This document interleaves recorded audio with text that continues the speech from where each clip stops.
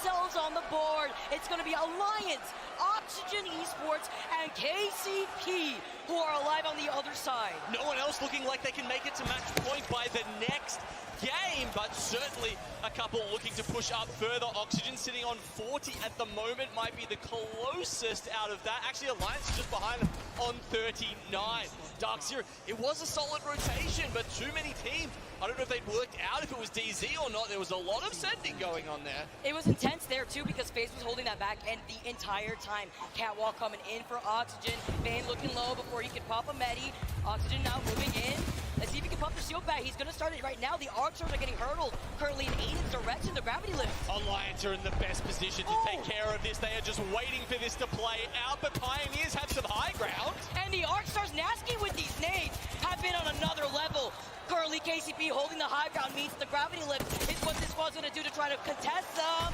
Alliance lose out on Yuki in effect. This is looking to be KCP's game.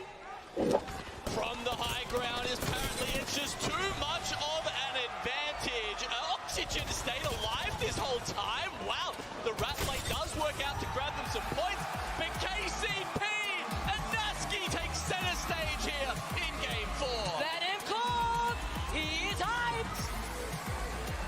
We're doing it, boys! You can already hear it, and the Nasty comes! Lifting his team up in the air as the pop-off comes in. KCP, game number 4 are your winners. Alliance, north of 100 Thieves, shrinking for 100 Thieves. They don't have the natural cover of the rocks unless they go to the right. Oh, both of the teams might struggle to get out of this one. As you can see, Alliance try and stay ahead of the zone and ahead of the game. Whoever wins this should be able to make it to the train cars just to the northwest of them, but they've lost effect. The circle doing so much damage, bringing tears to the eyes of Alliance. Nice for the wall hop here. Hockeys! Oh, so much damage, but in the distance. Gets taken out by the teams that have them in their sight. Polvrex still in circle position. FC Destroy on the other side. Moist Esports taking a chunk out of the squad that had to rotate out from Alliance. Moist has been a little bit quiet today so far, Vicky, in stark contrast to what we saw out of them yesterday. They looked like the best team in the lobby. Indeed, they were, but they are currently 23 points away from being match point. Now, if we have a look at this zone, damn, if I couldn't have called that any better. That is pixels away from the weather station I was talking about. Of course, that very small circle there to the left of Optic Gaming is where it will be ending up. Now, Polvarex have been eliminated. You can see some of the remnants of their amped cover still on that map feed there, but Fnatic have a lot of space to themselves. Even more beautiful. Fnatic with the Crypto, the Bangalore, the Valkyrie composition. Playing this from the fence line. Seeing if they can get the EMP for an engagement if a squad tries to contest them for this space, but I'm not expecting that to happen until this circle starts closing in. Thinking about Optic Gaming holding the edge. FC Destroy that have not left their positioning this entire game. Closest team right now to match point in this lobby is KCP with 44 points.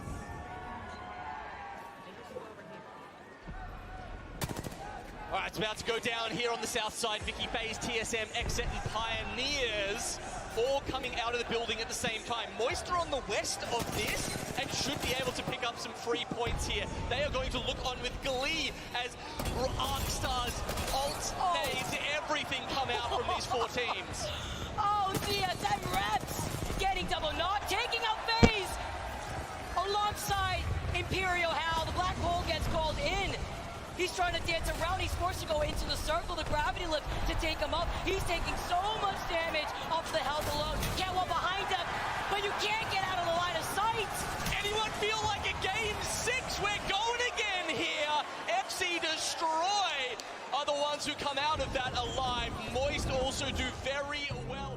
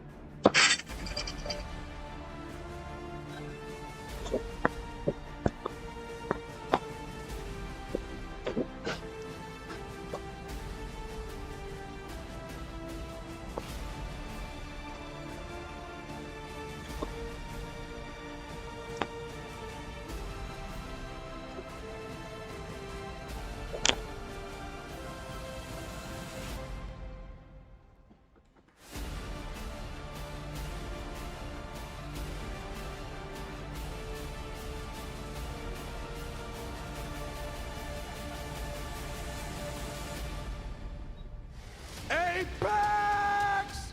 What up? To everybody just joining us, welcome to Birmingham. We're excited to be here. We're excited to have you for what's going to be the greatest Apex tournament in the history of the game. My name is We the People. You can call me Peeps. For 5 straight days, we have 40 of the greatest teams in the world, 120 of the best players from around the world, all fighting for their share of $2 million. All right? So crowd, make some noise because we're live from Resorts World Arena in Birmingham, UK, and this is the Apex Legends Championship. Let's go!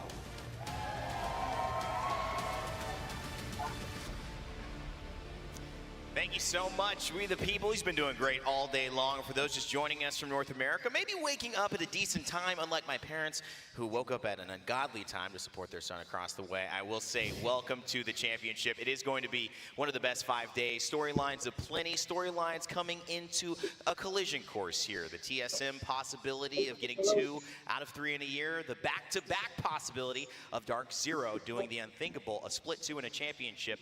Again, we will see if that unfolds, and we'll see a little bit more about some of those teams here in our final set of the day. But of course, let me join you here on the desk. My name is Rene, and I've got 2 lovely men who didn't have to travel. Well, one did, but one didn't too far. Onset and Gaskin. Onset, how you feeling, man? We're at the championship. This is what we work all year for. Yeah, 100%. I think you couldn't sum it up better, right? It's a great moment for us as commentators, analysts, but for the players, it's like you say, it's what a year's worth of work comes down to. It's $2 million. It's a huge amount of money. It's the prestige of knowing that you are the Apex Legends Global Series champions. I mean, it's the biggest one of the year. It's a special feeling. Everyone who's here has been loud already, and it's only day number 1. We've got 5 days to get through here, so Lord knows what it's going to be like by Sunday. Yeah, and being in the building, it's a little different, Dan, but in terms of watching at home as well, when it comes to the best of the best Apex you could see, this is certainly it. Yeah, this is the cream of the crop, right? This is the players who deserve it after year-long play, and now we get to see who can actually be the team, who can be the champions that just show up and be the best on that day. I am intrigued how you thought I was the only one who flew across the world. He was on the same plane as me from Texas. Are you forgetting this? Yeah, sometimes I do not understand your schedules. You guys are in America more than I am, and somehow it doesn't make sense that you're back and forth as much as you are. But of course, for those who are joining us, not too much back and forth in terms of the way this tournament will run. If you've seen Split 1 or Split 2, it's essentially the same, although it is extended. So let's get into the format of how this is going to work. Today, we are starting one of 2 days of our group stage. We'll then transition later on into the week into our elimination bracket stage, and then we'll go, obviously, into our match point finals on September 10th. How we get the start of those, we get every group going against each other. 10 teams per group. They will all battle it out to see who comes out on top in terms of points. That'll leave us a top 20 in terms of point totals and a bottom 20 that will be in the elimination round. That round will send 10 teams home and 10 teams to await elimination round 2, while the winners will send 10 teams to match point finals on Sunday and 10 teams to the elimination round 2. That's where we'll find our final teams who join us on Sunday for the most prestigious moment in Apex Legends history. And of course, you have to get past the threshold of 50 points and you must win or we go again. It all leads to an incredible story, an incredible moment, but more importantly, Mark, an incredible opportunity. No matter who you are, this prize pool of $2 million is going to change lives. That is a huge amount of money to be winning. I mean, the pressure that comes on to hitting your shots when you know that the difference between first and second is nearly $300,000, right? It's a huge amount of money, and of course, over $500,000, $600,000 if you can lift that trophy. You ask the players what means more, the money or the trophy. Most to say the money, but I mean, the trophy, excuse me, some might say the money, but I think it's pretty close, to be honest with you. Little Freudian slip there, most would say the money. The treat comes out sometimes. I certainly think, you know, they go hand in hand, right? If you're lifting the trophy, you're getting the money. But Dan, when it comes to participants in this tournament, it's been an entire year. It's run its course. We have now whittled down the best 40 teams competing here. And I want to take a look after we see this trophy at exactly who is joining us here in this tournament. Just give us a top-down view. Look at all the big names representing in Birmingham. Well, I mean, you've got Dark Zero and you've got TSM, the two front runners in this tournament. The only two teams to lift trophies at LAN in the ALGS. So they are going to be the two big boys, the big hitters. Then you've got the outsiders, you've got the likes of Oxygen Esports who are coming up through the ranks, XSET who have been able to dominate in certain tournaments. These are guys that could definitely turn up, maybe on the biggest stage and surprise us and surprise our only winner so far. NRG, they started today, very exciting for the fans of that team. So I think there are, we've got 40 teams here, and I could genuinely say that I believe there are about 15 to 20 who could really believe themselves that they are champions. And then you've got the outsiders who, on a good day, probably could make it as well. I think that's what's amazing about ALGS and Apex in general, is they are the best teams in the world. Well, let's take a look as you are joining us here in terms of what has happened over the last couple of sets. Mark, you've obviously been watching, you've had the privilege of casting as well. What's your takeaway from our first and second series of the day as we head to our third? I think the thing that jumped out to me from the last series was 6 games, 6 different winners, right? And I think that really sums up how competitive these lobbies are going to be. A couple of highlight plays that stick out, that one at the start that we just saw of this highlights package. NRG as a duo winning the game. Gilderson and Sweet pulling off the 2v3 to win that game. A great confidence boost for them. But I mean, the competition has been fierce so far. I think the lobbies have been extremely high quality.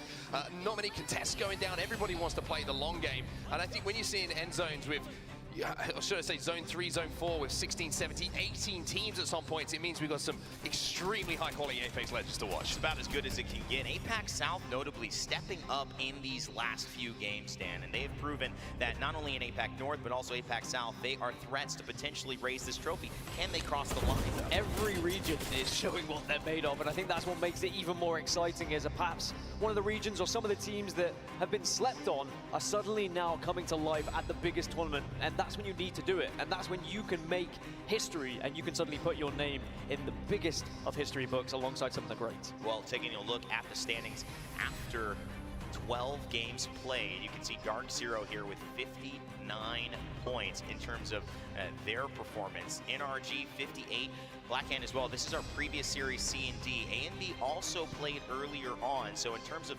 overall totals, be aware that this may be combined with something else if these teams play again, and they will, certain of them, in just a little bit. So as it stands, though, C and D will be taking at least a break. C and B will be playing more tomorrow. But look at this, overall, Dreamfire, this was the start of it, and Mark, what a performance. They went out to such a huge lead that even in Game 6, TSM were in the mix, LG were potentially in the mix, XSET were potentially in the mix, but none of them could catch the point total. Dreamfire hit 78 after 6 games. Yeah, they came out of the traps hot this morning. It really was notable how aggressive they were being, but also how well they navigated some of those end games. I think they came out of that first set with 2 wins on the board, which is always, very, very impressive out of the 6 games. And it also, you saw the energy every single time that they won a game as well. That was very notable to me. It wasn't kind of like, hey, great, we won. It was like, let's go, the work has paid off. So I think that they're certainly a good team to keep an eye on as we work through the days. Some of the most engaged fan bases that we've seen here in the Apex Legends scene as well. We talked to Roy, We the People, had a nice interview with him, and certainly expecting and would be extremely proud to head into the moment where they could raise that championship trophy on Sunday. But of course, they do have to get there. It would be a first for Dreamfire in that type of scenario. But fellas, as we transition and those watching at home into our final series of the day, it is A versus D. This has some notable big hitters as well. Some that have performed as we would have expected, Dan, maybe TSM, very, very strong performance. Some not as much as we would have expected, maybe Oxygen, a team that placed 3rd in our previous split too, but haven't actually had that start that they would have expected. What are your thoughts here as we head into A and D in our final 6 games? I think maybe TSM will have a point to prove in this one. Being topped by Dreamfire might be a little bit annoying for them because they could have seen that as a group of really picking up some big points, but they were still able to be consistent. I think that's what's important for TSM. As for Oxygen, I'm not particularly worried. They are a team who do seem to get better as the tournament goes on anyway. They're a great fighting team. If they can get involved in maybe a few engagements early on to build that confidence back up, I expect a resurgence from Oxygen Esports. The interesting one for me is how these two groups clash. This is one of my favorite things about this format is we get to see A versus B, then C versus D, and then we start to combine them, and that's when you have to start to wrestle for some of those POIs that you might have had for free in the other groups, but not in this one. Mark, who stands out to you real quick? I'm keeping my eyes on Moist Esports, actually. They've been a little bit quiet so far today, and they're a team who I think has been I think I said this when we were casting earlier, one of the most consistent at LAN out of all of the teams that we've seen, always making it to that finals, always getting into those final circles, and I think that they had a little bit of a slow start this morning. Not quite sure what the reason was. Some of the zones seem fairly favourable to them, but we'll have to see how they bounce back. Sometimes the lobby just doesn't work out your way. They're going to have to look to right the ship here in this group. Well, I like to say championships have to be taken. They cannot be given. One of the players on this team that we're going to talk about actually has taken a championship already. That's Vayne, one of the only players in this building to know what it's like to be at the very, very top. Oxygen Esports has come in with family support. Mama Reeds, I met her downstairs at the merchandise booth, but also fan support as maybe an underdog that could do it all. Let's go ahead and take a look at what Oxygen are bringing to the table.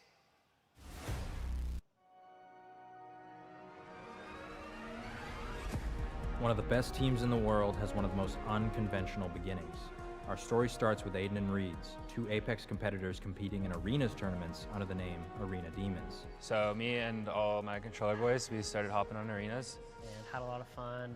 Did like custom games where it was like, you know, just 6 pro players. But eventually they set their sights on the ALGS. They needed a third to fit their play style, but also to overcome the experience gap they had at the time.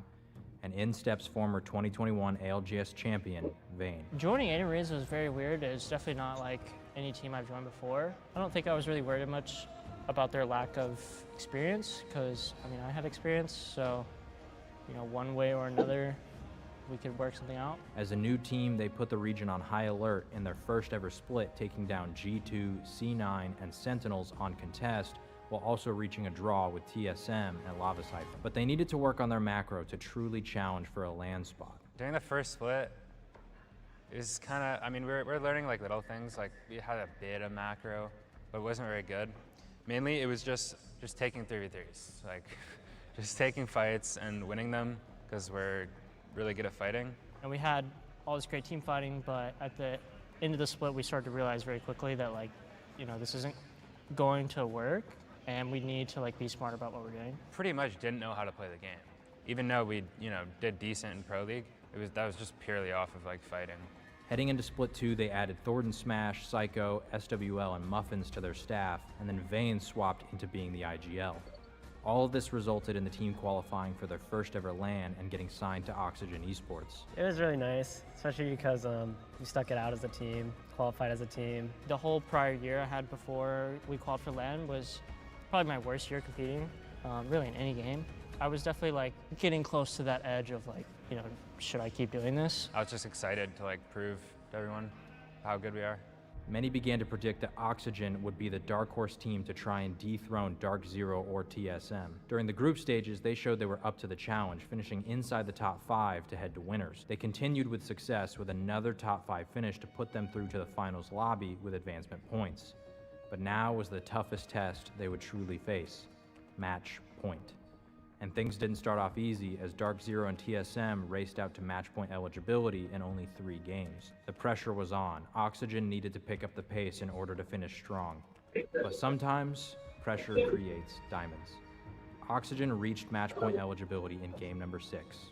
And in game 7, they had a chance to win, as Vayne as a solo came so close to clutching out the victory. Although they didn't win, in their first LAN as a team, they proved to be one of the best teams in the world. Like going into it, I just like knew we were gonna get top 5 for some reason. Like it's just like in my head, like I know we're gonna get top 5. We're way too good not to. Doing that well on your first LAN is pretty crazy, to be honest. And now that they've proven themselves, their ambitions are set on the Year 3 ALGS Championship trophy. I think this tournament could really be anyone's game. There's been a lot of huge changes to competitive right now, and there hasn't been a whole lot of time to prep. So I think really anybody could win this LAN. I think we're feeling pretty confident. Yeah, I think we have a really good chance. In BR, anything can happen. I feel like any of the top 5, 6 teams could make it. Like, I think we have a really good shot, yeah. I think we definitely could. It's anyone's game, but I think we definitely have a high chance. Near 16th place, yeah, everyone, I agree. Oxygen Esports, they've got a great story. They've got a lot of poise and they've got a lot of confidence, and those are things you all need to win a championship. But only 19 points coming into this second series of the day. Obviously a far cry away from 78, which won it. So Mark, thoughts on just the revelations of watching how Oxygen feels about their own play and maybe the expectations going into these last 6? Firstly, shout out to Jayhawk for the commentary on the piece, sounding absolutely great. I just wanted to kind of highlight the story, right? And I just feel like they're a team at this event that I can never count out. Like, they will be in a position they find themselves in now, but I expect them to be in a finals lobby. And I just think their trajectory has been consistently upwards ever since they came together as a team. They've stuck together, they've been through some highs, some lows, but it's been a constant learning process. And if the last event was anything to go by, you have to count them as maybe a team that could be lifting that trophy when it gets to Sunday. It's obviously a big ask for anybody, but you see there's this quiet confidence about them, right? They just seem to get better and better. The more they learn, the more they play, they seem to just find this like magic when it matters. And I mean, we talked about how close Vayne was to winning that game. I mean, what a turnaround that would have been if Vayne would have been, as a solo, able to clutch out those final moments on the Sunday at Split 2. If he can do it this time, maybe we'll have another chance, and maybe it'll look different. I kind of almost hearken it to maybe the surprise when Dark Zero initially won, and I think people were stunned that they won again at championships after it feeling like, okay, that had to just maybe be a one-off here. No, they really are that good. Oxygen winning maybe in Split 2 might have been too good of a story for people to even accept at that point. Now though, Dan, is the community, is the Apex world ready to see Oxygen be the best team in the world? Some of the community is. There's a lot of the community who aren't, because we know who they're behind. But yes, I would say Oxygen are one of maybe 3 teams that are outside of TSM and Dark Zero that are seen as genuine competitors by TSM and Dark Zero. I would say there are big 5 heavy hitters in the tournament. Oxygen 100% one of those. My worry is if you haven't won one yet, what happens when you do get to match point multiple times and then you see the likes of TSM and Dark Zero also reach it? Does the pressure then get to you a little bit too much? But at least they've been there once, they felt that feeling, and you'd like to think they could build from that here at the championships. I almost think going into that moment, failing a little bit, and then having the month and a half that we've had to get to this point to rewatch, to understand how that didn't work out, things that maybe need to change for the next time. Even the mental game that has to adjust to say that maybe one of us was there, but 2 of us really should have been there if we were really on top of it. Mark, when you look at these intangibles that maybe Oxygen are bringing, or let's open it up now, not just to Oxygen, but we've talked APAC. APAC North were on the door last time. APAC South performing extremely well here in Dreamfire. How do you feel just the rest of the world is coming into championships and their willingness to almost steal this? It has just been TSM and Dark Zero. Can they steal this? I think there's one thing that I always say when I'm talking to anyone about video games, and you cannot recreate the pressure and the feeling unless you're on that main stage in that situation. And sometimes you have to lose, sometimes you have to make the wrong play, sometimes you have to find yourself being disappointed and coming away thinking, I could have done that differently, to learn what it feels like and to be able to come back the next time and not make those same mistakes. And I think that's a testament sometimes to the teams who have been so consistent, who have won the trophies, right? They've been in those situations before. They've failed a couple of times, but also they've won. And they know how it is in those situations, and what you have to do in those situations to perform, hold your nerve, and play like you are playing at home. And it's impossible to recreate. It's as simple as that. You cannot recreate that pressure unless you are there in that moment. And I know that Jayhawk said pressure made diamonds. Well, maybe this is Oxygen's turn. Certainly shining so far in our Apex scene. We'll see if they continue to do so in 6, because we're about to get these games underway, ladies and gentlemen. However, I do want to start, or at least finish, with our talent predictions. As we've talked about it, we had to give our thoughts on who would take it. I'm going back to TSM in Group A. I think they are going to get it. They were 1 point away. Excuse me. They were 2 points off, 20 points away from Group 1, but they were 2nd place overall. But a lot of things, Dan, across the board, a lot of Moist Esports support, as well as Fnatic and Go Next. I want to talk to yours, but this Moist pick seems to be very popular amongst our crew. I mean, unsurprising, Genome's gone there, but I mean, I guess Vicky and Clear, if they want to follow suit, that's absolutely fine. Support Genome's region. I will say one thing, we're not seeing any confirmation of results. How did people do last time with their predictions, Rain Day? That's what I want to know. I got a tweet. I'm just saying, competitive APAC, he tweeted me, he said to me and Tiff and Vicky were in the lead. So, you know. How? Have you got 2 out of 2? I've got pretty close. Incorrect. Almost. You've only got 1 out of 2. So have I. So you're not in the lead. You're lying to yourself. I've gone for Jay Lings, though, Rain Day.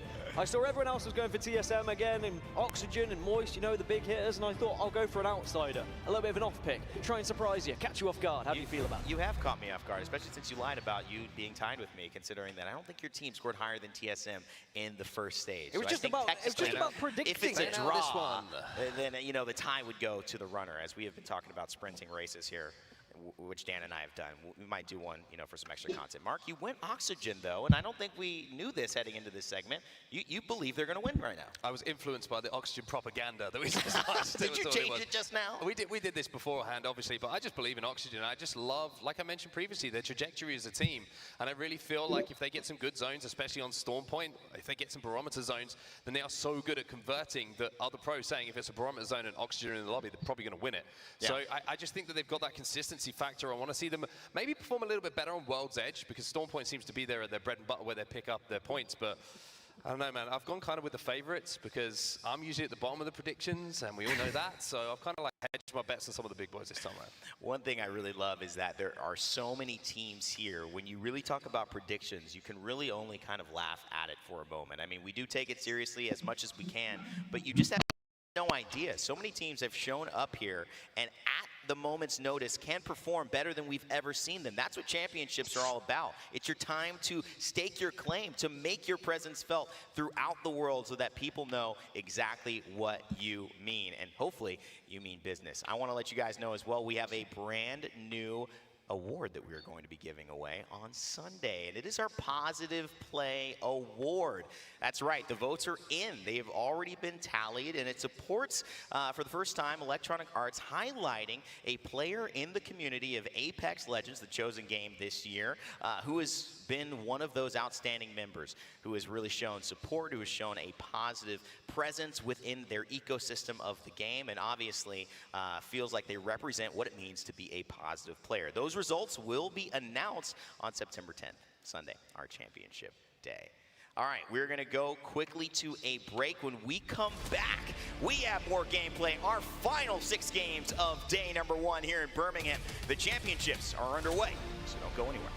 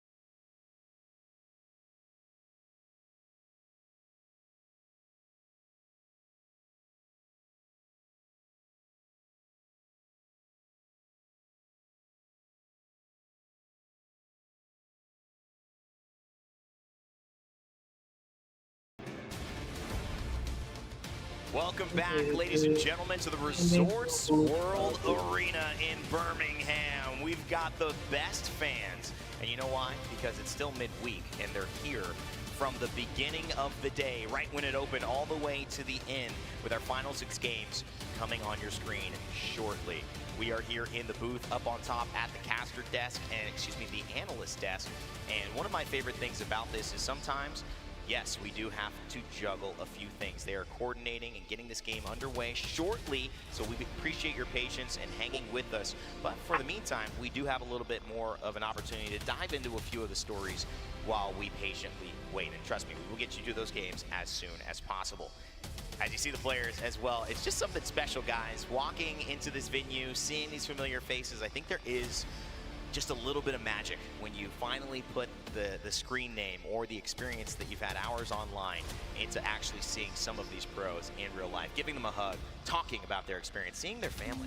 Hey, full season of Lands, it's just felt different, hasn't it? It feels like we've seen these players perform on the main stage more than we have since the start of Apex Legends. It's been wonderful to put the names to faces, like we're saying, the ones that we've been casting over for so long now, and we are seeing that consistent competition. We are seeing the fan bases really get behind their teams as well, with the opportunity to come out and support their teams. And speaking of which, speaking of fan bases, speaking of people getting loud, well, there's a group in the crowd right now certainly getting behind their team. MDY White, they never cease to amaze me. Shout out to the MDY White fans who are continually here in front, as well as Dreamfire, who are just phenomenal. It really does give you an opportunity to see how far you can take support, and I'm sure that's what people love about esports as well. I do want to kind of dive, though, as we have a chance, guys, into one of the bigger topics on what people are playing. Many of you who have watched Split 2 notice that if you've watched any of the games today, there's a familiar character who is not in almost any of our lineups, and that, of course, is Seer. It's been a year of this character dominating high-level play. Truly a year of Seer, as I'm calling it. And Mark, it has just faded away with this final patch. It seems it has finally done it, and the pros have said, not anymore, we are shifting up.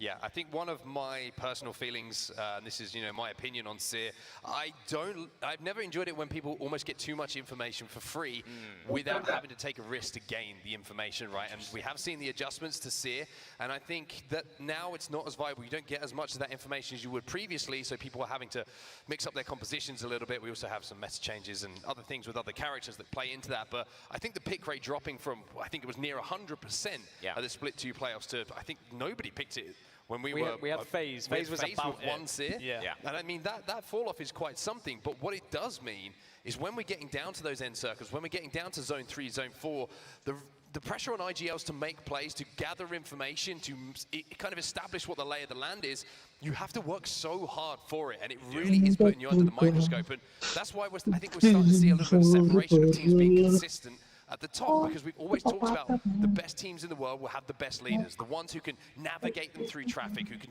kind of pick what fight is about to go down, and they can get involved with it to clear some space. And I think you're going to see that as we go through the days as well, as the pressure ramps up as well. Information is no longer free for these players. Information is no longer free for the IGLs. You have to work so hard for it, and I think it's going to give us some of the best Apex we've seen in some time. It does tend to change things, and that's what we're seeing live right now. So as these days develop, you will probably see more and more meta adjustments continually. But one thing we want to talk about too is how these teams not only play during the day, but also how they set up where they'll be landing and dropping. It's one of the things that separates casual play and maybe you logging in at home in Apex to what we see these pros deal with, because they are all selected, they are all predetermined, they minimize that RNG, but sometimes, Dan, that still doesn't mean they have the ability to avoid somebody else trying to take their spot. Who'd have thought? Kick contesting again, as they've been unfortunately dominated all day, and it's not going to get much better for you. You've got TSM down at Lava Siphon, which, if I'm Kick, I'm probably getting out of there. Maybe they can ruin TSM days a little bit by slowing their rotation, but I'm still, I'm stretching there, just trying to make something work. Yes, there's not much space elsewhere on the map, but if I'm Kick, I'm probably trying to find something. Optic against FC Destroy down towards Stacks. Yes, okay, you've got Big Maud there as well you can work with. They can probably split it a little bit, but I think there could be some early fights happening. And then when we get over to Storm Point, you've still got more contests happening as well. Onyx Esports going to go up against Kick, so their day doesn't get any better. MDY White against Jay Lings here on World's Edge.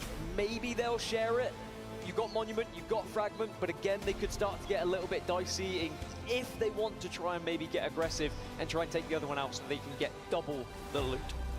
I will say as well, just looking at Overlook, you see Sentinels versus Moist. That's been going down for some time. I think Sentinels have actually given that one up over time. So Moist should have that POI to themselves. But we also have seen, you know, people coming back for a little bit of revenge. We saw certain Dark Zero getting, you know, a little bit tasty earlier when we saw the contest going down over at Lava Siphon and realizing there was some free KP available. So don't write anything off for now is all I'll say. You never know what could happen when we see those drops. Yeah. I will say, guys, it's been funny, and I have to mention this anecdote. I was working out in the gym earlier, and Vainglorioso from Kick came up to me, and he ended up saying that, listen, if we can't contest TSM in terms of the game, at least I'll be buff enough to intimidate them to back off from our spot. We'll see if that ends up working out here. I'm not sure it will, but good luck to you as we head over to our casters. It's time to kick off our final series of the day. So Vicky, Kitty, Gino, take it away. Thank you so much, Rain Day. Man, talk about intimidation IRL. I mean, look, I respect it. I respect the grind. If you can't fight you in the game, I guess they can try to fight in real life. But you got to bring it first in the game here as we finally get started. TSM lose out on How off the rip. But this is Reps and Verls on the other side with Reps being on the fuse. No changes here. Kick maybe seeing some signs of life for the first time. All right, well, they do get Staleezy down here. Oh, but it's Verls with the PK. All right, I mean, it is, I don't know, Vainglorioso here has been working out in the gym. Has he been working on his PK shots? Oh my! They've done it! Oh, don't worry. Reps coming in after following up from Verls, who had the PK in his hands. Looking right behind them just in case. Lava Siphon is now officially clear, but that's what we're talking about. You know, you could do the reps at the gym, but you gotta do the reps out here when it comes to streams and where it really matters on that stage. TSM starting off fantastic. 18 squads left here currently for our first game for our groups A and D. Once again, thank you everybody for your patience. Look, I know we don't have these kind of stats in Overwatch just yet, Vicky, but I'd love to know, you know, whether what the percentage of contest wins are when you lose that first knock, right? Because we saw Hal go down first, they still come out on top, and you know, that just speaks volumes about how good Verhulst and Reps are when they need to be. Also really highlights just the way the Verhulst and Reps communicate with one another, holding different angles like they did right there. Reps had this high ground. He was one, but Verhulst had the PK. And when I saw that he had the PK in his hands, it's scary. FC Destroy already running away too from a fight. There was, of course, another contest happening while we saw the action go down there at Lava Siphon. Jaylings, sorry, no. That was, sorry, I'm in the last playoffs already. It was, in fact, Sentinels who have been contesting Overlook with Moist. They took them on there. They'd actually been losing a lot in scrims, said that they were going to give it up, but I don't know, had a last-minute change of heart. They've decided to go there again, but they have been punished for it. Moist come out on top here.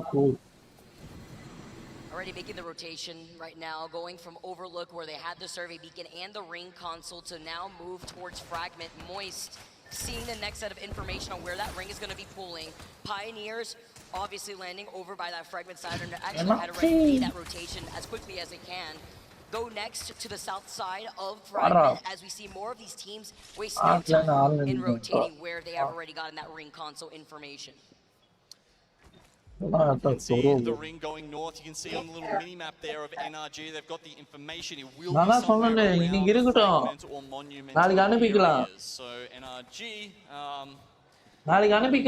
in there probably looks about the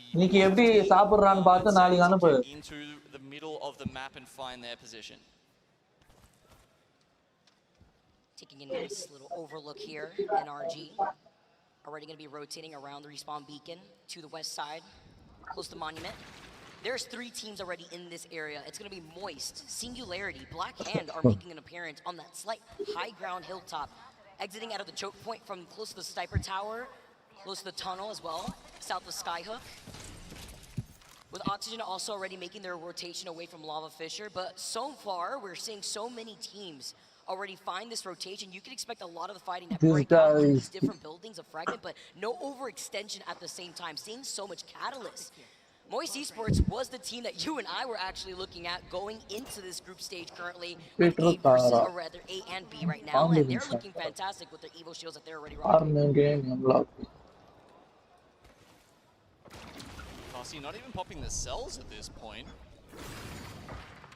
Is he going to try and greed that? Usually you'd only do that if you were just about to get an Evo upgrade and you save it and try and use it back instead of the cells in the meantime, but you know, economy management like that, definitely something you've got to think about. These guys have got something a little more pressing on their mind though, as we go down to the chokes here. This is FC Destroy looking at TSM. Saw him trying to line up the fence line too. With those Watson fences, TSM looking where they could be standing before making their rotation too. Again, they were able to exit out of Lava Siphon with a plenty amount of information to work with. And talk about some loot here. You got the gold extended heavy mag on that flat line. Has the mother load ready. But having to be careful in this choke point in case teams like Optic Gaming that land by Big Mod ends up taking their time with their rotate, which is usually what they do, playing closer to the edge. TSM looking to their backs before deciding where they want to rotate from the circle. Sometimes the circle could punish you if you rotate here too early, just in case it ends up pulling too far north. You're going to be exposed on the south side, but if it ends up pulling towards the south, you have that slight hilltop that you can work with on that slight high ground there by the tree tracks. MD White have 3 kills. I'm trying to work out how that's... I mean, obviously we didn't catch the other fight that happened. Does that mean it wasn't Moist that contested? It was Jaylings and MDY White who had landed in Fragment. Moist landing in Overlook, and with Sentinels landing closer to Trials. Okay. And they split loot Trials and the west side of Skyhook with Aurora. My sincere apologies, I've misled you all. Yes, it wasn't the Sentinels versus Moist contest like RKN was baiting me into expecting. It was indeed MD White. You weren't 100% wrong. I mean, we had seen it in scrims earlier on, so it had been the adaptation from that previous, as they had been able to now rotate from that Trials side. Aurora engaging in their fight after they just had left Skyhook. Sentinels taking their time to rotate through Countdown, so they won't get involved just now, but it will be in the middle of their rotate if this fight takes way too long. Yes, this is Blackhand that's situated inside the building there. So Blackhand starting at Landslide. You might remember them contesting for it in the finals of the Split 2 playoffs. You know, it's had a bit of a buff since then, Vicky. I mean, you know, that it has a much higher chance of getting a ring console now, so it is the kind of place that you can play a very fast rotate style from. That said, I don't know, like, do they want to be stuck up in this building? They can tell that they're not within the next zone, and it's not necessarily a great spot to stay in for too long if they are going for that turbo rotate style. As you can see here, it is going to be the one that's probably going to go down to the southwest of where that circle is at the moment, maybe down near the caravans. Obviously, most of the teams currently banking a bit higher up in Monument. And this is a circle that I was thinking about too. So if you early rotate to a circle like this and you don't have a team composition like what FC Destroy has, they have the Watson, they have the Newcastle, they could secure an early spot here by the edge of the circle and try to contest and gatekeep teams like TSM, because it could work in their favor but with the rocks hugging behind their back. Oh yeah, this is such a great circle for gatekeeping. I mean, you saw Go Next in the tunnel to the west as well, watching all those all the other teams who might be coming in from Landslide. And not only that, you've got the gatekeep kills in front of you, and then an easy walk in to the circle afterwards. And no one, you know, no one can evac on top of you, no one can Valk ult on top of you. You've got the tunnel there to yourself. So as long as you keep your eyes firmly planted on that, and rebuff any teams to try and get in there, you will be fine. But look at this noise right now that we're seeing from TSM. They get the crack, they want to try to capitalize on this, but again, this has just been a skirmish that has been happening for far too long. Optic Gaming that we just saw right now from their POV have started to rotate from that south side towards that choke point that could then sandwich TSM, and they've already used the cat wall now. As they try to engage, they take the opportunity. They saw 2 whites here, and now they got a crack. Yeah, I mean, FC Destroy, they had that knock. The Arcstar got them down, but here we go. Skittle gets the knock and the finish onto Rep. TSM have taken a little too long, and they are going to run away, tail between their legs here to Fragment. While Optic come in and try and pick up the KP, the TSM started getting going there on FC Destroy. Oh my gosh. And then meanwhile, in the feed, RKN gets Kraybird, so we're having a separate fight over by the Monument side here as Optic Gaming now capitalizing off of not only taking that one pick off of TSM, sending them running, but now also trying to engage with their backs cleared, by the way. Nobody had rotated right behind them just yet. This is a team that likes to take their time, play more so by the edge. They heard the fighting for a very long time, and they took advantage here. Oh no, Penota also going down there, so 30-30 getting a good workout on the side of Optic Gaming, and now they've cleared this eastern side all for themselves. You can't get ahead of themselves, though. If you try to overextend in this situation, teams exiting out of the choke from the lava side north of Harvester could engage in this fight. That's another nice choke to hold in a circle like this, but once again, having to be careful because you could also get poked from afar from teams like Go Next, who had rotated very early in that tunnel side, exiting out of Landslide, where Sentinels have been taking their time to rotate. Yeah, I mean, you know, look, Arcane had a lot of experience playing from Landslide as the guard, right? This is, you know, probably feels a little bit familiar to him down there. But now he is about to go up against Go Next once he gets down to that side of it. Realize and Aurora, they're actually coexisting. Aurora just to the north of Realize's spot here. Does he get a good spot? You can see using the pings there to indicate that they do know where Aurora's sitting at the moment. Oh! Again! There's the first Kraber shot.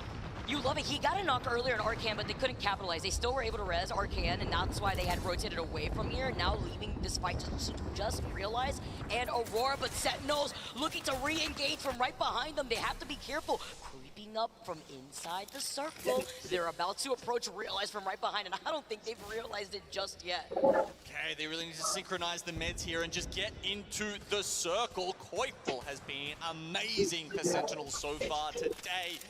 Can he once again take the reins here and push in to get through Realize? Oh, they know now. They know now. Catwalk going up. Nice little angle to at least hug the rock side here since they have to restabilize after coming in. Luckily, Zanayo has a gold Evo, so that way he can pop just a syringe. Still get involved in this fight. Oobly doing the same thing here. That would be beautiful coming in from Realize. And having the Digi threat on top of that, but they lose out on Sangjun too. As the smokes go down, Digi-Threat early in the game is going to work out for Kananpu. He's still struggling to get sight onto this other team here as Sentinels work their way in, but Util on so many sides is making this hard for both teams. Realize will be the first to fall, but I think MDY White might make mincemeat of both of them. Oh, UKF also finishing off Chaku as an RG inside of that building, engaging in that fight that you mentioned, Gino. MDY White got engaged in that third party, cleaning up what is left of the fight that we currently just saw between Sentinels. Yeah, I believe one of the Sentinels members is still out there, but there's a lot of action also going down here in Monument. Team stacked up. They know they have to start making their way south eventually. Gravity Lift will just block the door here. They've got the death boxes on the other side. They're kind of wedged in. Oh, he threw the arc start on top of the grenade too that he had to avoid because it unfortunately bounced off his teammates back here. Ironblood Gaming, this team with the comeback opportunity, qualifying after this LCQ. Sweet in the feed, gonna be able to get that knock onto Elysium with the arc start. Just jumps into the thermite real quick, but it's to fully find out where that last straggler is trying to run from. Singularity get cleaned up by Nasky, and the charge rifle that we saw get reworked going into this season. The pings are coming in. Minya is in a lot of trouble though, gets pinged from both angles. Another team on the other side, that may be Onyx Esports from inside the building. MDY White, bit of trouble while they try to run away. That's Ironblood Gaming searching for some blood. MDY White may have got a couple kills up the top there, but that's going to be the end of their run for this game. IBG holding them out. There's another team right on top of them here in this building. I think they've just maybe only realized it was the Sentinels rat. There goes Zenile, and now they worry about Onyx, who stand between them and the circle. Again, it's one of those very strange circles where no one actually wants to play within it until they absolutely have to. There's just almost no cover in the middle now, and so you see teams crowding the outside, just sort of, you know, waiting for someone to cut the ribbon, and they all rush in at the same time. It's one of those circles that we mentioned before, depending on where it could pull, it could just be out in the open, where the only natural cover you really have is the low to high ground disparity. Those 30-30 shots ringing through the air as KCP, team that's going to be rotating from the north side of where the circle is, south of Monument. Seeing how they want to approach this, playing off that slight low ground compared to the team that's above them on those train tracks. Trying to see how they're going to be able to go in with Disguise being in that position. Onyx right next to KCP. This is a sandwich opportunity for both Onyx and Disguise, depending on how KCP approaches this. Yeah, I mean, Disguise do, like, they are currently in the ring, so it might be a little bit better for them, but look, we'll see. Optic and Oxygen both playing just outside the circle right now, and yeah, it looks like they may have to worry about each other as this next circle closes in. This is the Western Tunnel we were talking about for quite some time. IBG have decided to rotate all the way around the edge here and try and take this angle in, and thus circumventing Onyx. Like the pings that you currently see too from IPG, 9 squads left here in the lobby. But I'm confused here. You saw Go Next originally having this high ground earlier on, being on the outskirts of that tunnel side right behind where IBG is. They gave up that slight high ground, and now IBG has just taken that from them. Looks like Go Next were skirmishing from afar against Oxygen Esports, who also were on the corner of that circle that Optic Gaming had also moved into. So many of these teams now moving, as you can see TSM playing this as a duo. Verhost in so much trouble as Sanox, Lou take out TSM. They go out in 9th place now. More of the fights happening as Optic Gaming finally get pushed on by Oxygen. It's just a matter of time now before Go Next, right behind them, come in for the 3rd party. Yeah, and Moist for the 4th, honestly. I think both sides are going to get crushed here, and it will just go down to Go Next versus Moist now as they combine to really just clamp down on the 2 teams in between them. With 6 squads left alive now, Go Next have actually given up that lower spot, which when you get these highway, train track sort of zones, Vicky, it really, I feel like you end up with a lot of teams on one side and then just one on the other. And if Go Next or IBG, where they are, stay there, I think they could be in the prime spot. And neighboring right next to them is Moist Esports. Let's jump into a listening with Moist to see how they plan their next move. We third that fight there, okay? Yeah, I hear you, I hear you. Do you have smokes? Yes. You smoke? You might need a smoke here. I'm gonna burn them, It might be good, it might be bad, I can't tell. No time, Do you have wall? Yes. I think you got a wall to here, wall off left side, we're gonna run it into here. Yeah, I hear you, I agree. Oh, Just early. smokes. It's not that bad, Wait for me to call in future. Okay. That's fine. Fix your horizon here. We can shoot You right. want horizon all them. I don't, for 3 seconds. Like on zone close. Can we cross now? I'm crossing now. They got bang holded. They're still inside horizon on them, I think. I'm ulting them. No, bounce off you. Look forward. 50, crack. 50, the 30 flash. Okay, chill. We can play on me. They're really behind us. Play fast. I'm dead. They're all on your heads. Play inside. They have the whole zone, guys. They're jumping on you. Swing left. Fight them. Fight this. Okay, cracks. Almost. Play off. Play live. Nice. Before. Not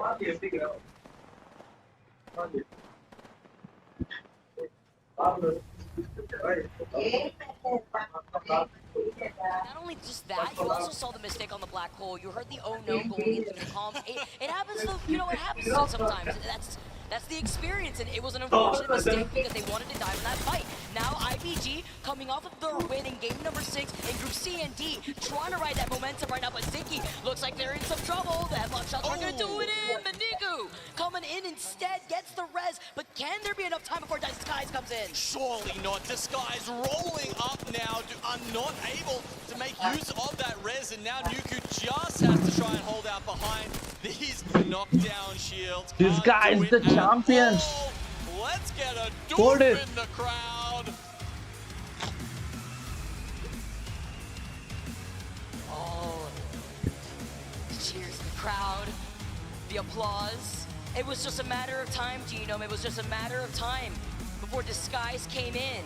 With the patience, but we have to tell it as it is, that circle was incredibly chaotic for the teams that had to exit out of Monument.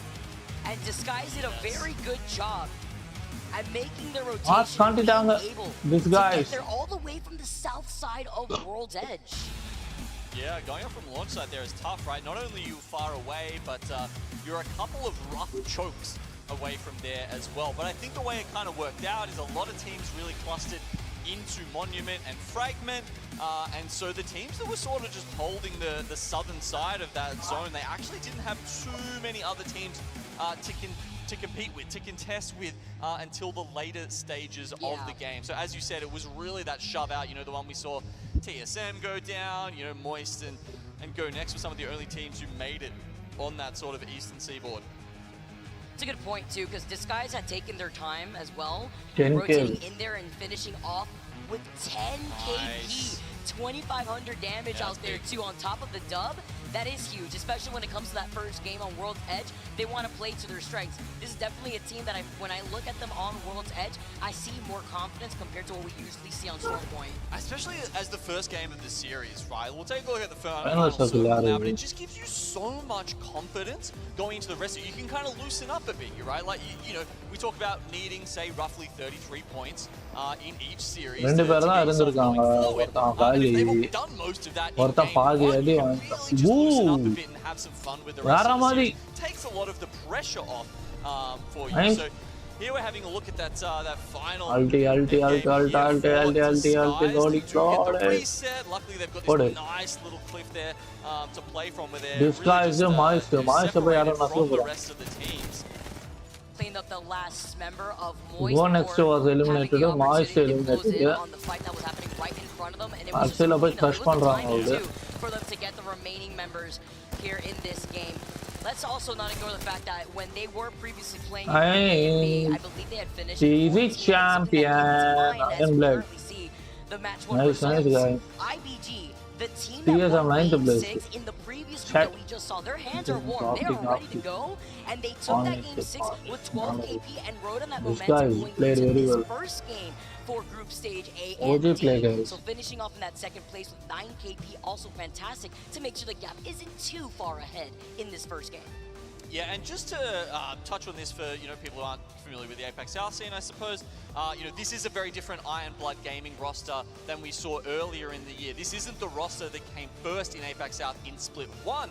They essentially picked up the Inside the Ring roster, which has been a very long-standing team in the region. Quite a few veterans on that team, so fantastic to see some of them get some land play. Surprising on the other side here, NRG, the team that I believe had gotten second in that previous group that we also were able to watch, not going to be able to really come far, but we're able to get 6 KP. They're getting the kills, but the placement unfortunately does not reward them. Same could be said about MDY White. We saw how strong they started off that game from the very beginning, getting 3 KP by the time that the second ring was closing. Still a bunch of, definitely some KP down the bottom there, and it feels like our better teams out of these groups in the group stage, Vicky, even if they're not bringing in the placement points, even if they're not having the greatest of games, they're usually still picking up a fight win or two and just ticking along with, the 6, the 9 points. I love looking at the Disguise squad. I love being able to see the fans live in the crowd, giving their energy to the team that they want to win. Shout out to you guys out here. And with game number 1 in the books, we're going to be going to a break. On the other side, we got game number 2 on World's Edge. You don't want to miss it.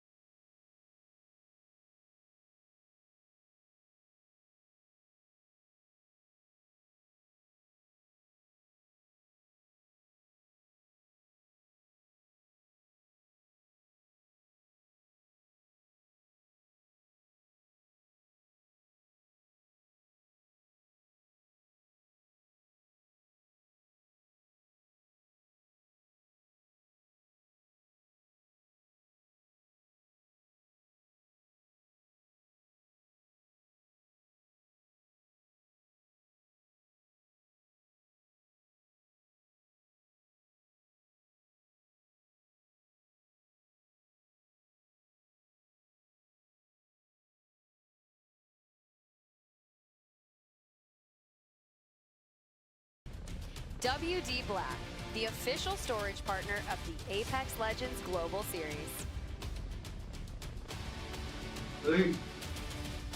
Welcome back, everybody. Game number 1 in the books, and it goes in favor to Disguise, finishing off game number 1 with not just the double, with 10 KP to their name.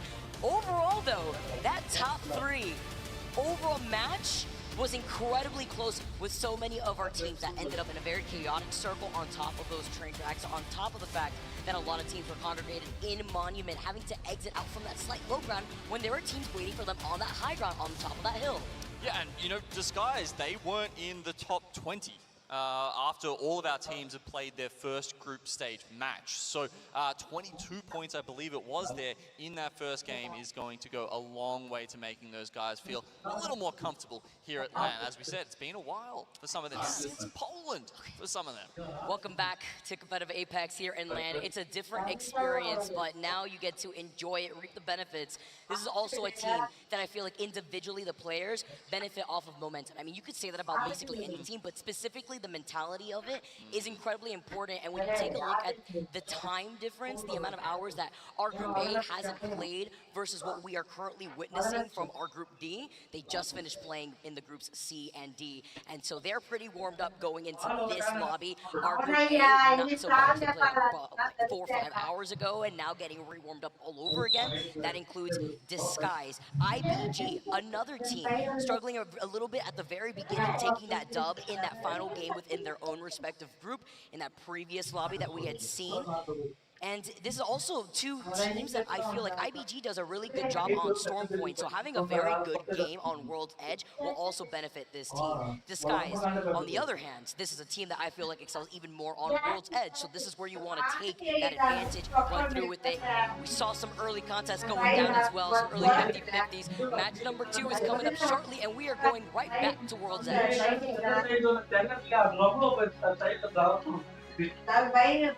So as you said, launch site down there that Disguise was starting at, that's quite some way away.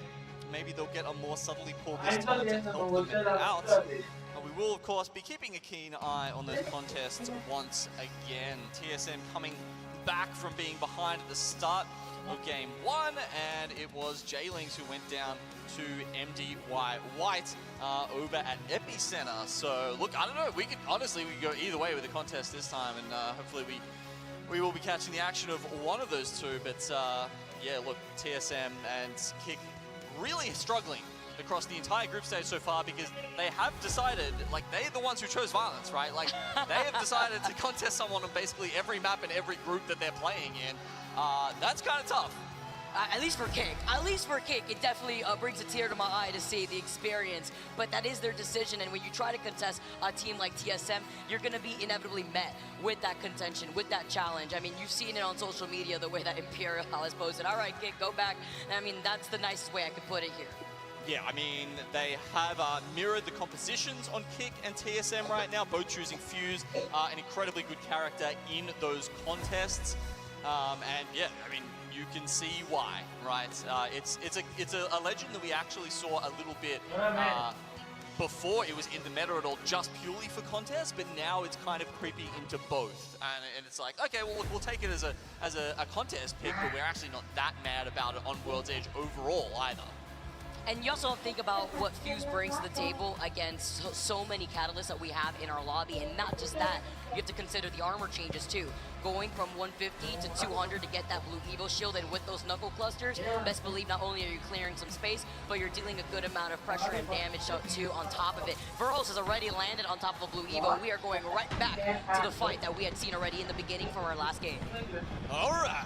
So as we saw with some of our earlier contests, high ground isn't necessarily everything, but a PK off drop is pretty good, and Kick are gone already. I blinked and I missed it. It was a speed run right there, too. Look at Hal's face. It's just like, all right, I guess we do this again. I mean, it was happening back in Screams. It was happening again. Trying to go for a whole wall bounce over there by the side. Noise is unfortunately paying for that. Feiju now with MDY White. This is the early contest that we had actually seen when they came out on top of that fight. Yeah, look, I got it wrong again. I said Epicenter, it's actually in Monument. You know, we were looking at this map before and being like, oh, maybe, you know, maybe they can split it, go Fragment and Monument, but no, Monument it must be. MD White will not let it go, and they get both for themselves with another win over J-Lings. And it's once again, too, it's that 50-50 that we see from both sides, and both of these teams that consistently won that drop has now won again.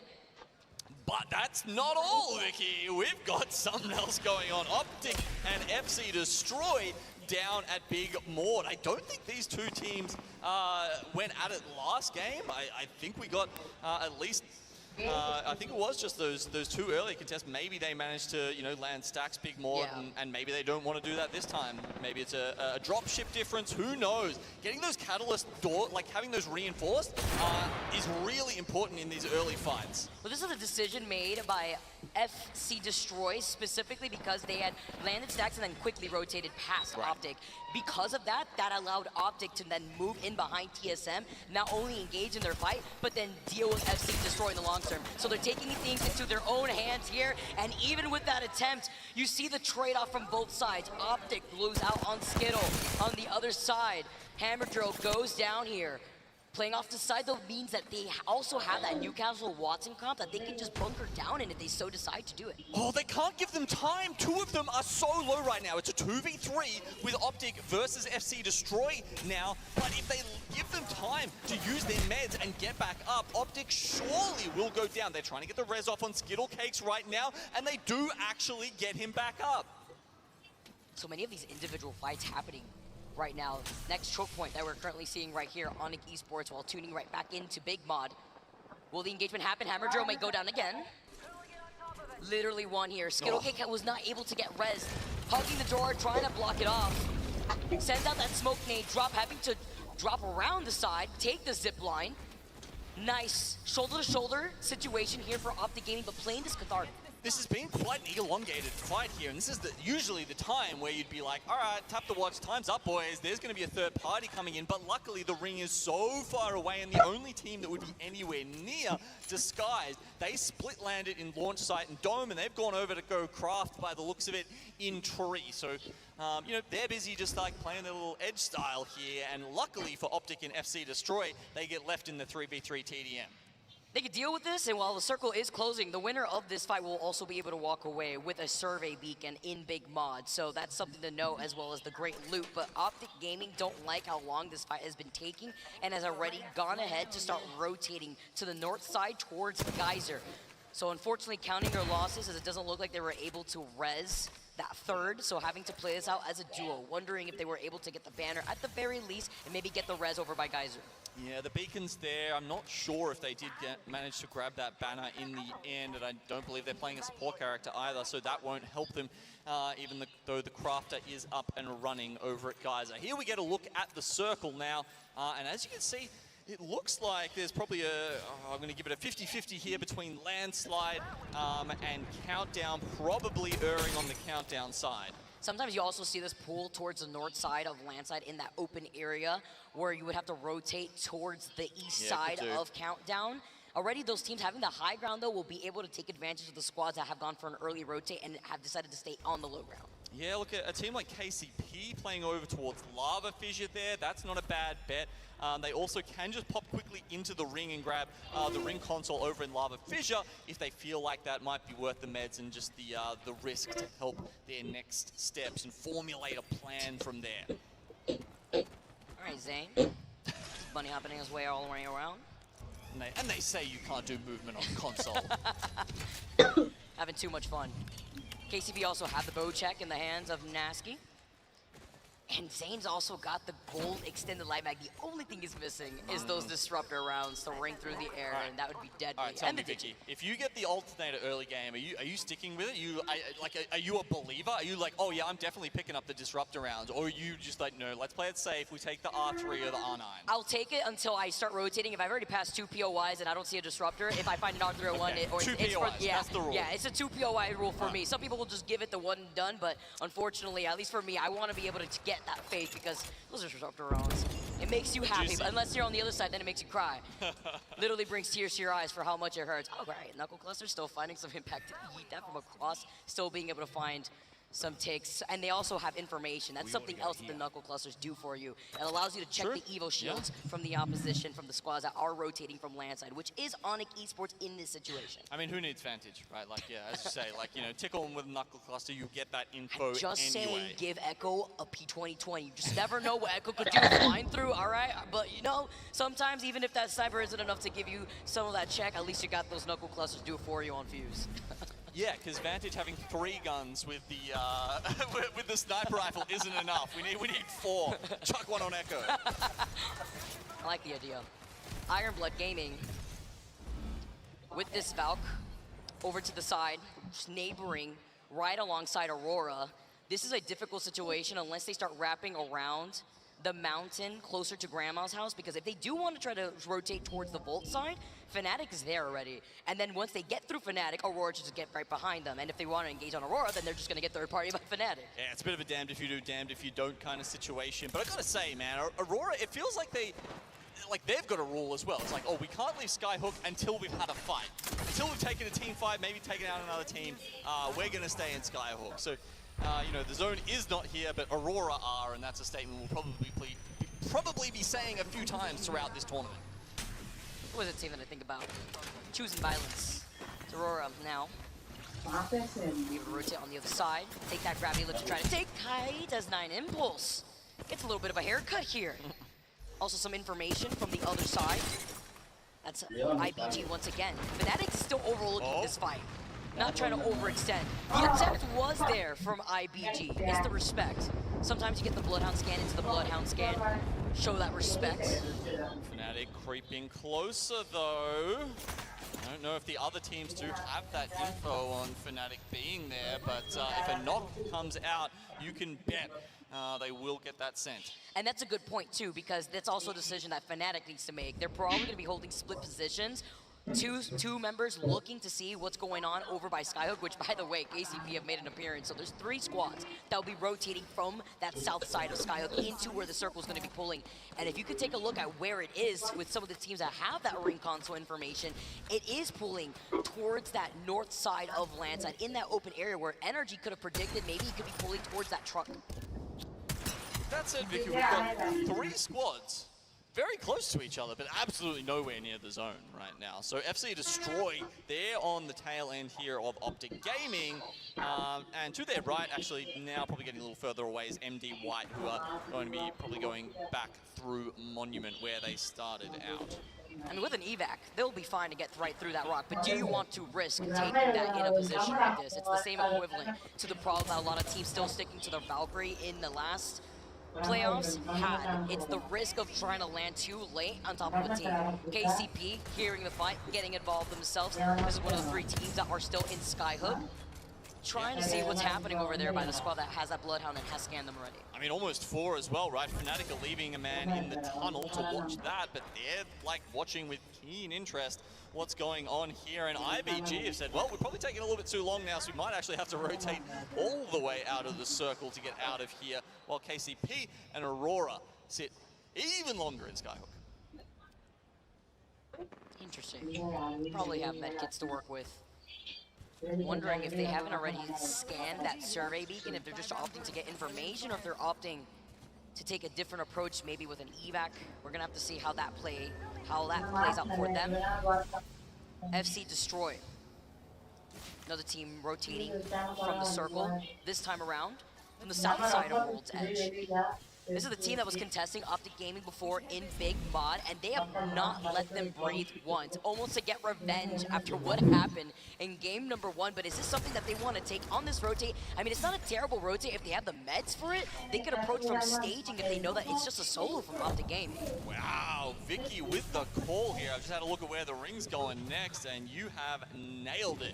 North of Landslide, TSM, the team currently sitting in there, and they'll be looking at that. That means Countdown, where we've got the angle for here. There's going to be so many teams just funneling through And a situation where a lot of them are going to struggle to make it over the ramparts and into the free-flowing fields in front of Landslide and to the east of Countdown. On the plus side, there is a lot of natural cover with the rocks, and again, it's the high low that you can work with in between that area, exiting out of that Countdown side.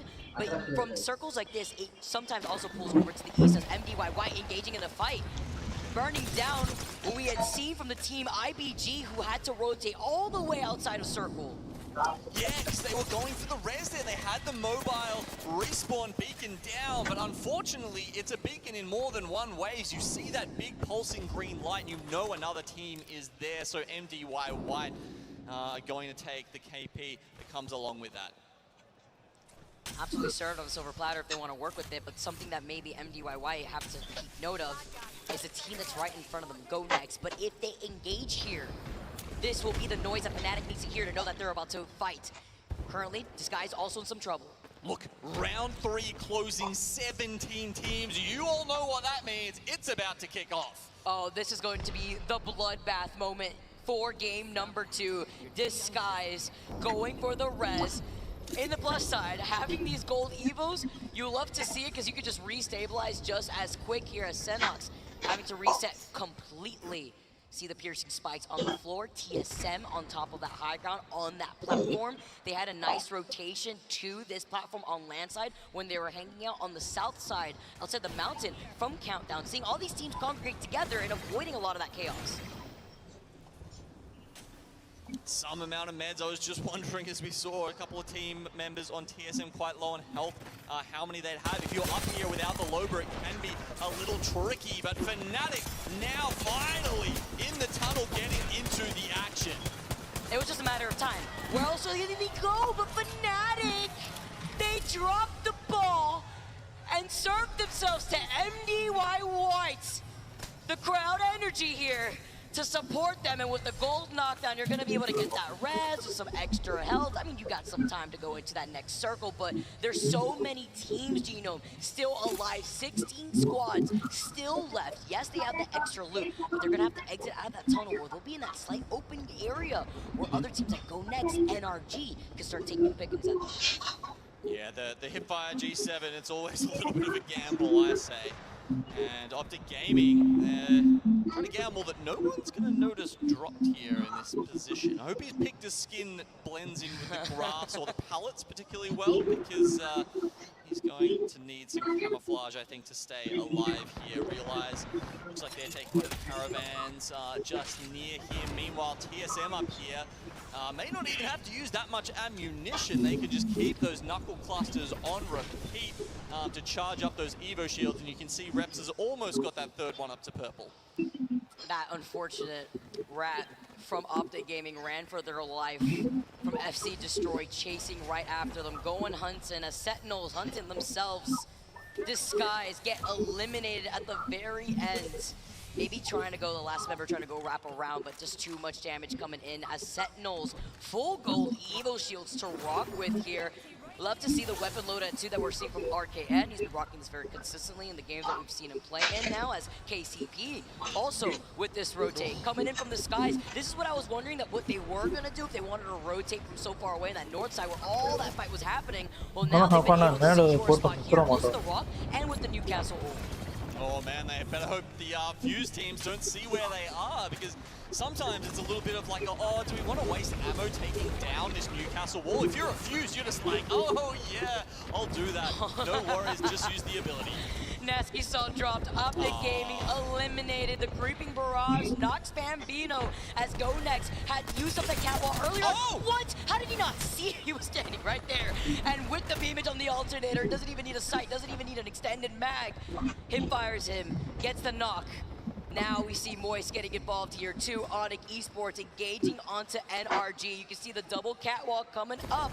Well, KCP look beyond. They're gonna have to move forward eventually, but they can engage from right behind Blackout and Sentinels. Crusader finally getting his chance at land.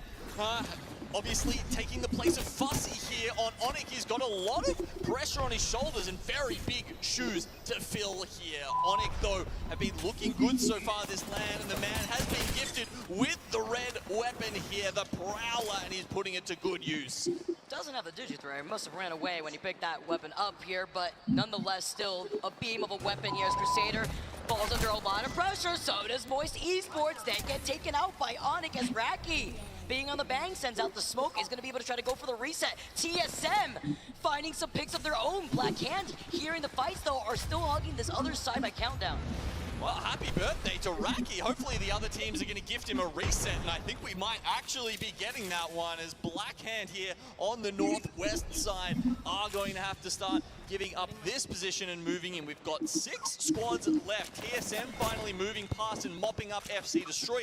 That'll be one more going, and for once, they're not all jammed in together. They're actually going to come at this circle from very different angles, and we'll have to see what small amounts of cover they can find. It's all going to be this, just the little variations in the terrain, the rocks you were talking about beforehand.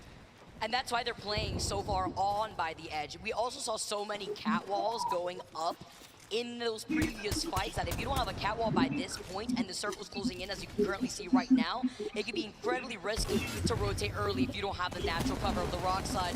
TSM, see the beam with the R9 coming in, sending out those arc stars. There goes those cat walls coming in as well. KCP benefiting off of that, trying to block out the view from TSM.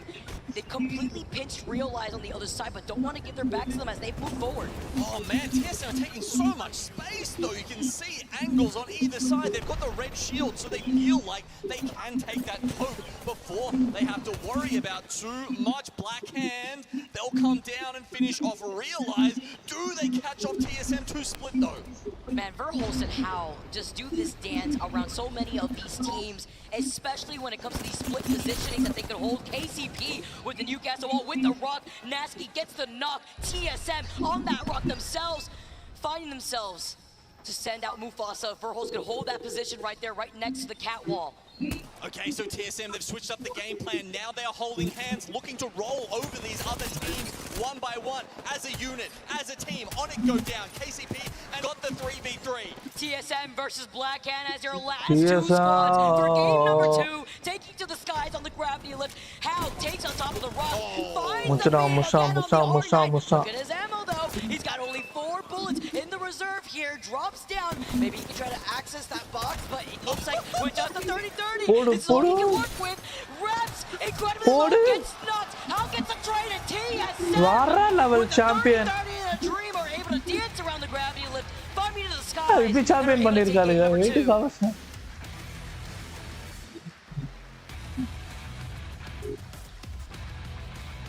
I'm trying to work out if that's words of encouragement or an admonishment there from the IGL champion TSM.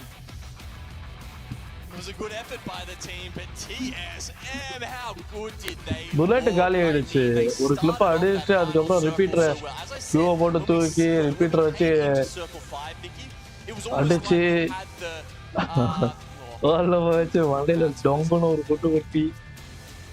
From the 360 divided by 5. Anyway, Nice. that amount, they were all coming into the angle like this last circle from a different angle. But once they got in there, all of a sudden, TSM just spread out and constricted the space, taking it all for themselves. And then it's only at that last moment where they're at risk of getting picked that they group up again, and just the elasticity of the team to be flexible like that, I think, is really one of their strengths, and showing that they can play that in 2 different ways there, whatever the situation requires. The 2 games that they won in groups A and D, or rather A and B, was very similar to this. That's exactly how they were able to win game 4 on Stormpoint and game 3 on World's Edge, playing in these split positions that you make mention of. Taking a look at a replay from that final circle, Reps having the R9 and G7, this entire team was starving on light ammo. And Hal was beaming with the R9 from the time that we saw him rotating from epic moment, get eliminated, but it's fine. That 30-30 was in good hands here.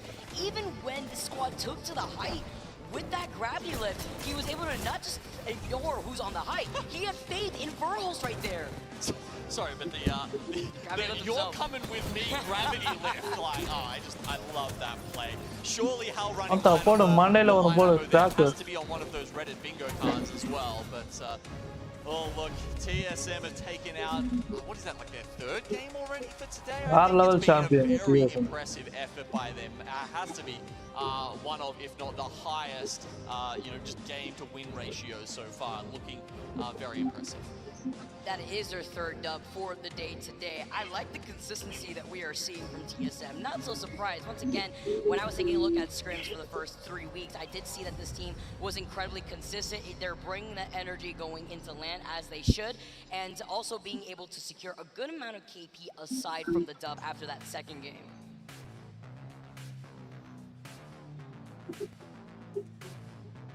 Vibing out. Loving it here. I hope the crowd's loving it. I hope everyone at home is loving our first day of ALGS Championship LAN action here. It's been a wild ride, frankly. I'm loving it from the Apex South perspective, of course, as always, Vicky. We had a bit of a rough playoff split 2, honestly, but it feels like we've almost gone a little bit back, wound it back to split 1, where we had some impressive results, but look, if we're winding it back to split 1, then who knows, maybe these guys will be lifting the trophy again, because damn if they aren't looking good. Oh, they absolutely are, and I was looking at Housecam, and he looks absolutely locked in. The comms seem very fresh. Again, I really like the shoulder-to-shoulder play that we've been seeing between Verhulst, Reps, and Hal. If we see that Hal goes down, Verhulst and Reps take these two different off angles. I feel like that is their strength that we just keep highlighting, because it's that split decision-making where if a team is pinned between 2 individual players, what position are you going to hold so that way you can find the advantage to have both of them in your line of sight? Because if one is to your back, what are you going to do in a situation like that? You would have to reposition, especially if you're on the low ground there. That's why we like the gravity lift being used second from Hal, because he was able to bring that player up with him. Get over here, basically, bring it to him. Like, we are taking... Hit him with a scorpion. You got to out here, and that's kind of very similar to what we had seen. And also, they were low on line ammo, so they had to work with what they already had. I think Reps had double light. He had like the G7 and the R9. So in a case like that, you have to work with what you got, even the melee. With the melee, yeah. The melee right there at the apex of the gravity lift. But so far, yeah, that is TSM's third win. When we calculate the total, what they were able to achieve with the KP on top of that, they gotta look good and they gotta stay consistent. And on the other side, what I was surprised to see, Genome, our winners from game number 1, that consistency, unfortunately, not benefiting them. I believe they fell in 16th after that second game. Okay, so getting a look at the points here, we're seeing the GG play, guys. points here just from that game. 13 kills on top of it, and this starts to raise some interesting questions, because this is where we get the really spicy part of the group stage, where TSM, obviously, they had 58 points going into this, just off the one series, right?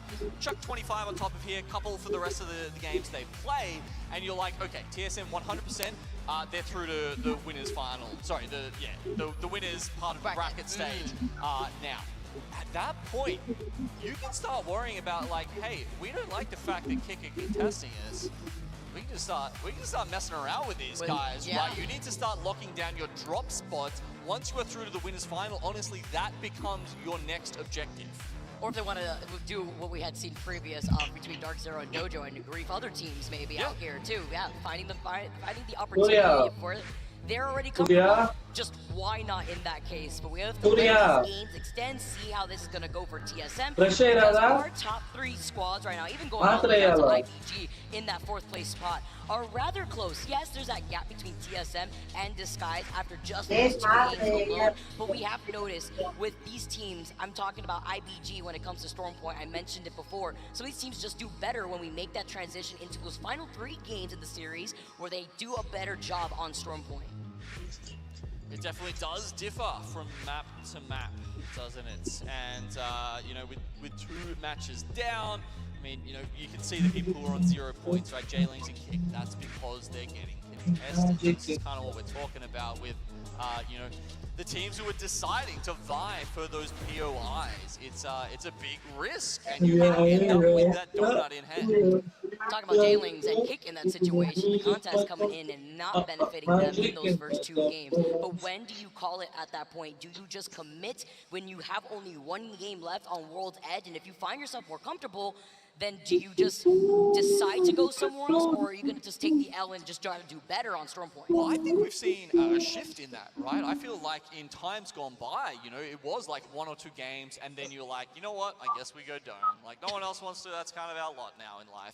But recently, teams have been a little more hard-headed about it, and it feels over the past year, more and more we're seeing teams go, like, if we decide to contest, it's do or die. It is like, either we're going to get to finals, or they're going to write our name on the gravestone here somewhere in Monument.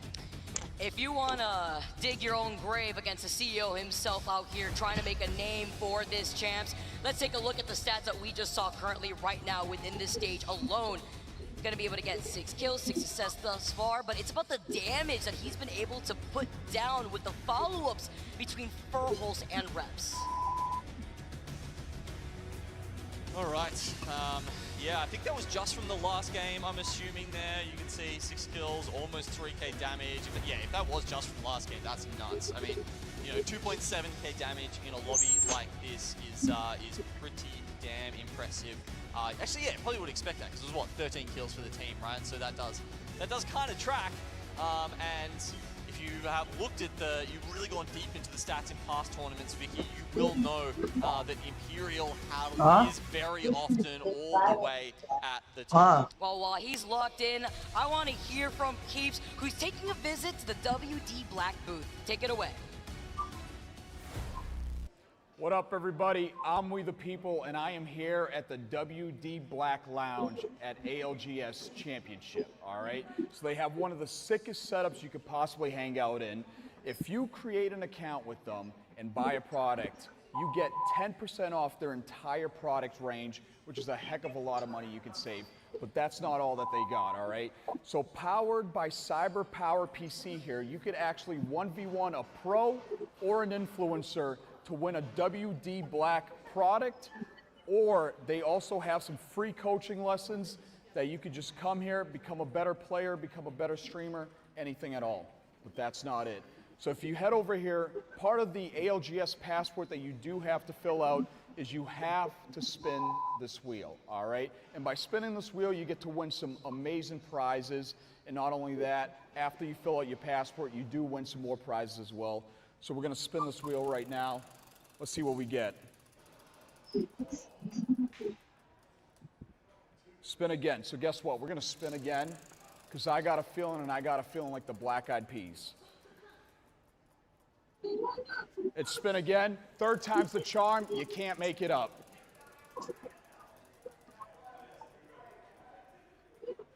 Not this time. Sometimes you win, sometimes you don't, but you will never know if you don't make it down here because WD Black is the official storage partner of the Apex Legends Global Series. I'll see you here. Some wise words from our former #1 Fred in Apex Legends. Thank you, peeps. We appreciate you. You know what, next time, I think we need to get like some team stickers and we put them on each of the little pieces of pie and we spin it around and it's like, you know, it comes up, Dreamfire, not this time, sorry guys. It's like, oops, all right, spin again. Spin twice just to get nothing at the end. Sometimes your luck runs dry when you get to pull a Nessie out of a claw machine, all right? We got to see that earlier from We The People.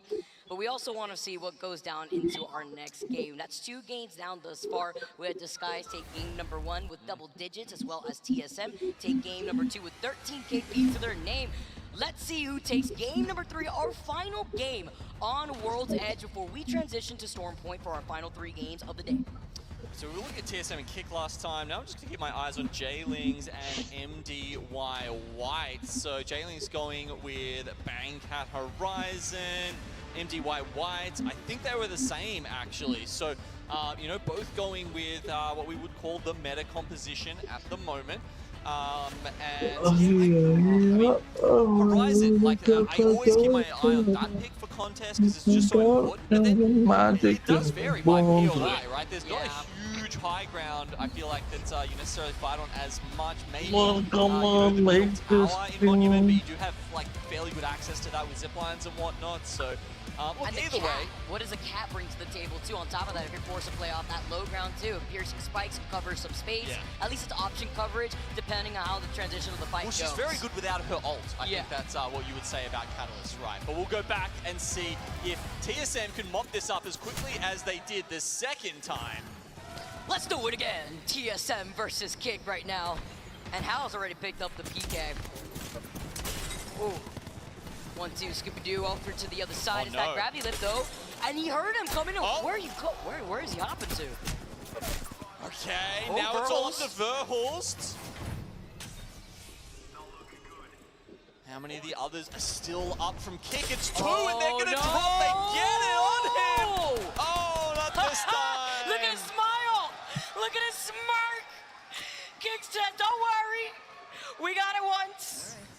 It happened once. All right. Well, Hey, they've been gloating on first that for team all is they TSM. won. Now, as we go back and see that Say. Jailers have also turned the tides All and taken பயமா out Shantha. MD White. ஒரு நாக்கு ஒரு shield card So தான். both contests actually end up going 2-1.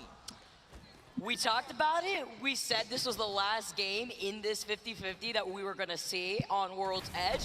And they delivered, Genome, Kick, and Jailings.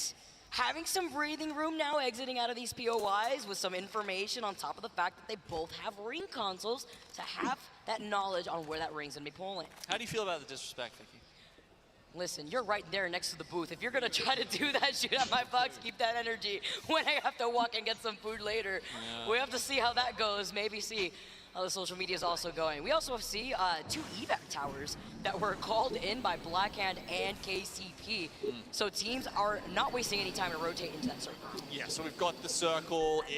It's one you're probably familiar with, over towards Overlook. So the question is, does it finish on top of Moist there? Is it a silo finish, or will it be down near where Go Next are to the north of those vault tunnels? And I'm just going to be fascinated to see how Moist play this one out, right? Because every time we seem to get a circle over here, they seem to play it safe and take, silo height with the horizon, gravity lifts, play it back there. But then if the circle goes a bit lower, they do struggle to make that rotation sometimes. So, yeah, look, either way, we will see how this happens. Last time we had this circle, back in land, TSM actually walked out on top. They did, especially if it pulled a little bit more so towards the Vince, but Go Next. Get beamed, Hammer Drill, finding Slap, Bambino trying to create some space, being on that fuse, tossing out that nade, but look at the gold R9 that he is rocking with some now extra loop to his feet from Slap. Gonna be able to walk away from that, but also pressuring out that team to now back away for now. Playing in that vault though and taking this fight and making it too long is gonna be incredibly dangerous for the teams that once again take their time to rotate into that next circle, such as Optic, like we've seen already before. Disguise with their rotate, they're approaching that choke point closer to Geyser. FC Destroy though, seeing where they're rotating and maybe saying, all right, well, we've already declared that this is going to be our space, setting up the Watson fences on the outside of the bunker doors. Is there a need right now to overextend with other teams that have already rotated in the open area of Overlook? Oh, lots of teams getting into it at the chokes that surround Geyser. It is a very tough area to navigate when you need to get from one side to the other. The sort of, when you do traverse from north to the south of this map, as these teams are trying to traverse the catwalls here. Senox just gets yeeted by that nade. Oh, couldn't even use the Horizon Black Hole here too. Ooh. Shishes his way around the corner of the Veil. Is it going to be enough there too as Dupe comes out and tries to rotate around that? His Kick eliminated in 18th. And RG clean up on aisle 4 to try to find that last straggler as they chase him down. Yeah, as one curtain falls, another is drawn, and NRG trying to be the beneficiaries of that, and they will be. Disguise go down. NRG, as you can see, have got 14 points so far coming into, or at least at this part of Game 3 here in our final series for the first day. And Geyser, Oh, look, they've got a ring console there if they need to pop that. So depending on whether Energy want to play that choke that they just went through, or maybe plan their next steps from Geyser, they have given themselves some options now. Could be a little risky just in case, noting that Optic are making that rotate 2 into Geyser. Yeah, Also, bro, hi bro, hi bro, hi bro. through the Volt side too, with so many teams that have already clustered that side. Moist Esports being their POI over by Overlook aren't going to be moving from here, but instead are going to be able to pressure the likes of Fnatic and IBG. We're taking a look at KCP, who have found themselves the safety of this building, and Serdell, all right. I'm trying to work, like, is this the, yeah, I was about to say, you've got so much of his screen right there taken up by the ultimate animation. You can see he was just trying to work out exactly where he could place it inside that building, you know, just for maximum coverage. Anyway, NRG, okay, so they have moved up from Geyser. They wanted an earlier spot in the ring, and they've decided to play in Ghost Town. Do like this decision. We've seen the circle pool here too. On the outside of the fence line, sometimes of the northern buildings of Ghost Town. There's also a survey beacon, but I don't expect these teams to be able to get that safely, especially with so many other teams that are looking on top of that high ground here. Yeah, I mean, well, look, we had a little bit of Gibraltar earlier.